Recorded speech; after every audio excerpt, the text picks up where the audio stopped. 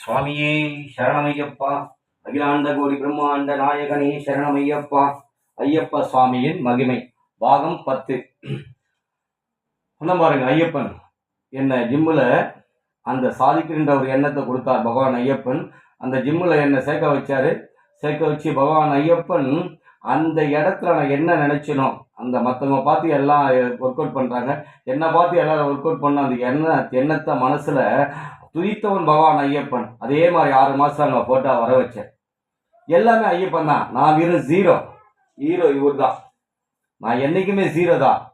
என் இறைவன் ஹீரோவாக இறந்து இந்த ஜீரோவை வழிநடத்துகிறார்.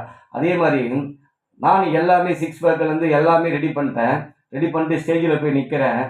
முதல் தோல்வி, 2வது தடவையும் தோல்வி, 3வது தடவையும் தோல்வி, 4வது தடவையும் தோல்வி, 5வது தடவையும் தோல்வி, 6வது தடவை தோல்வி, 7, 8 தடவையும் தோல்வியை சந்திருக்கு. ஏறினவுடனே அங்கே ஜிம்மில் போய் காம்படிஷனில் போய் ஏறி வின் பண்ண முடியாது. அப்போல்லாம் பயங்கர டஃப். இப்பயாச்சும் வின் பண்ணிடலாம். அப்போல்லாம் பயங்கர டஃப். ஒரே ஒரு அசோசியேஷன் தான், பாடி பில்டிங் அசோசியேஷன். அதில் போய் நிற்கிறதுனா 10 பேரில் 1 கிடைக்காதான்னு கண்ணு கலைங்களாம் அழுதுருக்கேன். ஆனால் அப்பையும் பகவான் ஐயப்பன் தட்டி தட்டி தன் மனதை சோர்வ விடாமல் வெற்றி என்னும் பயணத்தை நோக்கி பகவான் ஐயப்பன் என்னை வழிநடத்துகின்றார். பாருங்க, கருணை கடவுள் தன் பிள்ளையை சோர விடாமல் அந்த தோல்வியை தாங்கி கொண்டு நீ ஜெயிக்க பிறந்தவன் என்று தன்னை தட்டி கொண்டே இருந்தார். எனக்கு கிடைத்த குருநாதர் மாதிரி தான். அருணாள்டே 11 தடவை தோத்து தான் இன்னைக்கு சாதிச்சிருக்காரு. நீலாம் எந்த மூளைக்குடா அப்படின்ட்டு அவரும் எனக்கு தட்டி கொடுத்தாரு. நீ தோக்க பாடத்தை மட்டும்தான் கற்றுக்கணும், அந்த தோல்வியை தோண்டக்கூடாது அப்படின்ட்டு என்னை தட்டி கொடுத்தார் என் குருநாதர். பாருங்க, அந்த குருநாதரா ஐயப்பன் இருக்கிறார். பாருங்க, உன்னை தெய்வம் என்பதா குருநாதன் என்பதா?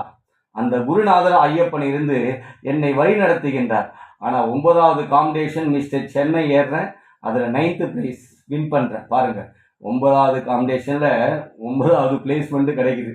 பாருங்கள், முதல் வெற்றி. அந்த வெற்றியை கண்டு நான் என்ன சொல்வேன், கண்கலங்கி ஆறாந்து நிற்கிறேன். 60 பேரில் 9வது பிளேஸ் கிடைக்குது. நான் என்ன கண்டு சொல்வேன், அந்த ஆனந்த கண்ணீரில் ஐயனை நினைத்து அழுது கொண்டேன். அப்பயே போய் என் குருநாதர் காலில் அவார்டு வாங்கினேன். மிச்ச கதையை நாளைக்கு சொல்கிறேன் உங்களுக்கு. குருவே துணை, என் குரு நாதனே துணை. சுவாமியே சரணம் ஐயப்பா.